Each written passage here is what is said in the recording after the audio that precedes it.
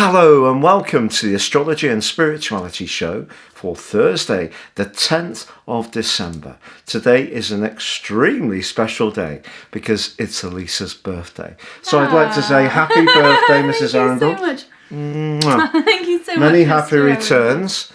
There's been goodies, but because we're doing this in advance, I can't share what they are. Otherwise, they won't be surprises. So today on Elisa's wonderful birthday, there is an exact sextile, which is very enabling in astrology. It's 60 degrees between the moon, which is in the sign of Libra. It's actually conjunct my ascendant, and that lovely sun position. So Elisa's energy for the next year, the moon and the sun have a beautiful balance. Also Venus. And Venus is in Scorpio, and Elisa actually has Mars and Pluto in Scorpio, so very passionate person. And so Venus very close to those points. So it's going to be a passionate and exciting new year for Elisa, I feel. So what cards have you chosen for your birthday then? Well, today we're going to use the Enlightenment Oracle deck because I felt I've not really used them that much. So it's always a surprise what card comes I just love the graphics of these. Yeah, so the back of the cards are all sort of like maps, like mazes. So, ooh, okay, give them a good shuffle. Whoa. Oh, that one's sticking out. So it's got a heart on it. Oh. Oh. Oh. Oh. Oh. Oh. Oh. They're not very good. Okay, so the first one that comes up says heartbreak or relationship, and the second one that came out said guilt or victim. So, yes, these are quite heavy cards. But I think what this is sort of saying to us is, especially because they've come out together, are we holding on to something in the past that either we have done wrong or that someone has wronged us in some way? Because holding on to that energy, as difficult as it is to move past that, can really be a blockage. Oh, I've been terrible at that. Terrible stuff that's happened in my life. Really find it difficult to let go of injustices. Being a Libra and ascendant and all that Aquarius I have in my sun, in my chart, fairness is a big thing with me. So I can really relate to holding on. It's been a bad quality of mine. But since I've known you, you've helped me to move beyond a lot of stuff by seeing situations in an even more different way. Sometimes it helps to have the outside perspective of anybody. Sure. So if we are struggling with someone, it could be that we just ring a friend up or talk to a neighbour about a situation just to get a different point of view, a different spin on it.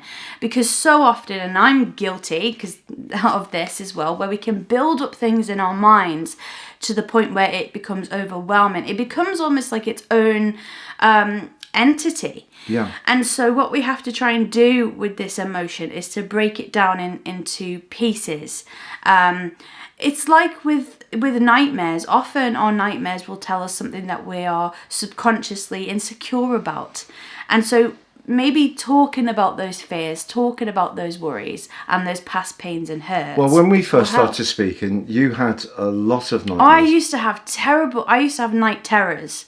So where I would be like paralyzed in my sleep. No, I have that. Yeah. Or I'd have like very bad astral projection where I would come out of my body in the night and, I'd walk into the kitchen and forget why I was there. And then I'd walk back into my bedroom and I'd see myself asleep.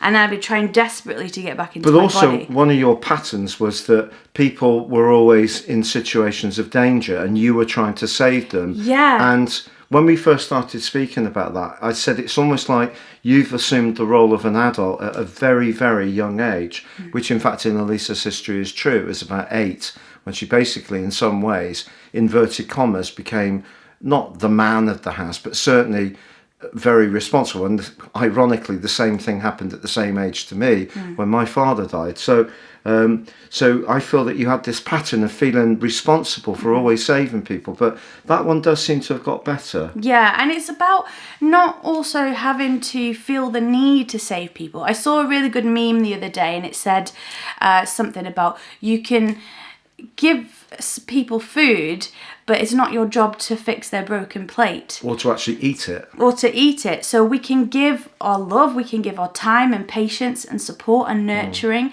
but it's not our job to make that other person receive that. So we can only do what we can do. And all of this is why I fell deeply in love with you, Elisa, because you're just a magical person. So I'm sure you joined me in wishing Elisa a very happy birthday as well. Thank you. So but yeah, so thank you so much for joining me today, and it's such an honour to have you part of my birthday and just a part of our lives every day. Absolutely. It really does mean a lot. So please subscribe if you've yet to do so. Click or tap on the bell notification symbol. Please see your free daily horoscope beneath this video. Please also see the free 3-card tarot. Terms and conditions apply. And from now, from the birthday girl and me, it is goodbye from me. And happy birthday to you. Thank you. Bye. Bye.